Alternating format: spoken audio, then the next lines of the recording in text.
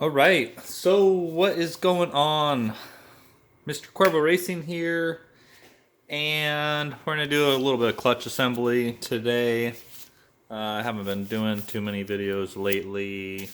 I've been appreciating the calls and the orders from you guys watching, and I always like to hear when people call and say, thanks for the video, or this helped me out, that helped me out, or I like the way you explain this. Kind of gives me a good idea of what is what is working out, what is being productive in doing these videos. So I appreciate that. I appreciate all the orders as well. Um, But on to working on this clutch setup. I'm just going to do a quick assembly of clutch basket, inner hub pressure plate, clutch fiber assembly, as well as a lockup mechanism. So today we got a Hinton billet basket assembly.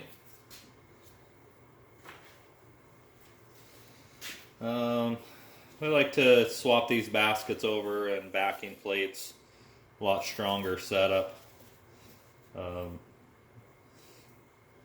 Greater durability, and you don't get the grooving in the slots here that causes clutch clutch life issues. So when I'm doing assembly, I just use engine oil on most of this stuff. I will use motorcycle oil because it is gonna intertwine with the rest of the oil in the engine. So when this basket goes on, you're catching these gears, lining up these gears first, but with my index finger behind here, I'm rotating the oil pump plastic gear to make sure that that seats down all the way. So in that position, it's not seated. If I push on that gear, it drops in a little bit more. Gotta make sure to do that.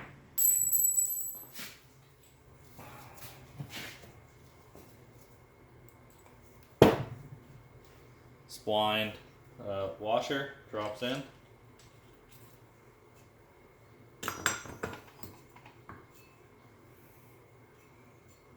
This will seat on pretty much flush the inner hub to the edge of the spline, not all the way down.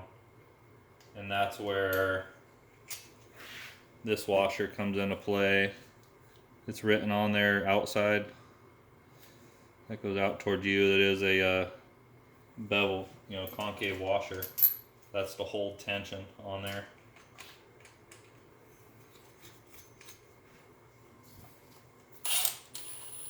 We got a, boy, that socket is worn, 30 millimeter. Don't need to go crazy on that. A little bit of a rattle will get it tight enough. There is a spec for that. You can look it up. That is my spec though, and it works without issue. Some guys like to get too technical and say, what is the torque? They'll say, what is the torque spec for that bolt right there? It's like, well, that bolt is not very important as long as it's tight and it doesn't come out. But whether it's 5.5 foot-pounds, 6 foot-pounds, it's not going to make or break something. I get a lot of calls about that where guys are wondering what the cover spec bolt, the torque specs for those bolts are, and it's kind of overthinking it, kind of ridiculous. There's a notch spot to hammer over on that nut to lock it in place. You gotta do that. Clutch fibers and steels. I like soaking the fibers and steels in oil. That's what you need to do when you get new fibers. Or even if you have a used set of fibers that's going back in the bike that have been sitting out, you want to soak them in motorcycle oil. These steels, how they're stamped, they have a sharp edge and a round edge. You want to put them all in facing the same way. You're going to put the sharp edge in, then make sure they're all facing the same. On this engine, on the 700, these don't get indexed in any sort of way. Some of the plates will have notches. Some of the fibers will have notches there, and those are not for any purpose. Not in this engine. So we'll get all these in here. If you're putting used clutches back in, you do want to measure the thickness of the fiber and the steel. There's a spec for that in the book. From what I've seen, it takes a really long time to wear those down enough to make a difference.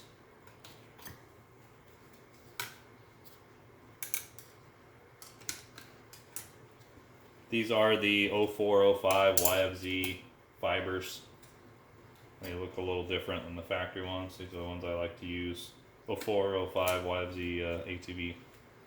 So now that that is in, we got our pressure plate. Oil the bearing, spin it, make sure it's smooth.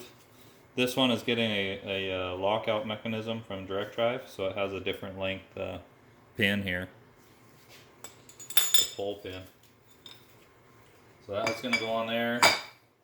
Make sure it's seated down. And then I'm going to get spring kit. With most of our lockups, we're still running our heavy duty spring set, as well as the lockout mechanism. There is certain circumstances where you can run the lighter springs, but in most of the dune bikes, we'll run the heavy springs as well as the mechanism. So let me find 5mm Allen. This is the part, if you have heavy springs, where it gets a little bit difficult. You want to oil these bolts, the threads. So it gets a little bit difficult here if you're doing them by hand, and I'll show you why in a second. So what we're going to do here is we're going to start with 2 bolts opposed from each other. It doesn't matter where you start, but we're going to drop these on, and these bolts will barely, if I put pressure on that spring, because they're heavy springs, it'll barely catch. So you got to put a decent amount of pressure into it and start rotating that bolt to catch. So you do need to be careful with that. To not cross thread it. So I'll start at a couple threads. So basically, like, I'll push with my palm and grab with my fingers there as I'm pushing down with the driver, and then same down here. You can kind of use this as a little leverage advantage. So we'll run down, just going back and forth. When you get to the point you're getting a little tighter in, you need to fold these arms up.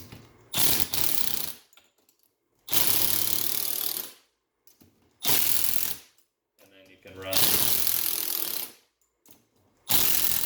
going back and forth, run this thing. So we snug that up and then come back and put the rest in. So if you use that process when you're dealing with these mechanisms, it's much easier to and quicker to get them on and off. So in reverse process, when you're taking has them off, you would take 4 bolts out and leave 2 opposed and do the opposite effect there.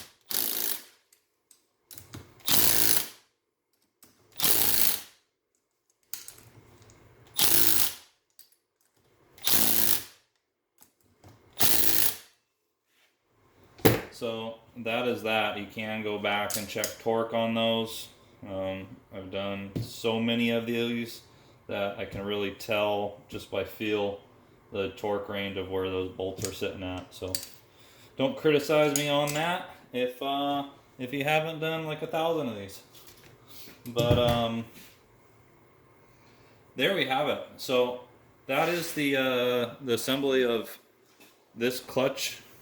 So this is all ready to go. The last thing we're going to do, I don't have the clutch cover ready to go on, but the last thing I like to do is oil the end of the crank. And this is a new engine, so I'm also going to pump oil down the end of the crankshaft to get oil in that rod bearing. So that'll be prepped ready to go. This one, hopefully I can get this together tonight for this customer to work on. Everybody's all locked down over here, so people are getting antsy, wanting stuff to do. And good old Red Vines bucket works really well. Got the nasty black licorice too. I think those actually went in the trash. But anyways, that's it for today. Take it easy, guys. Be safe out there.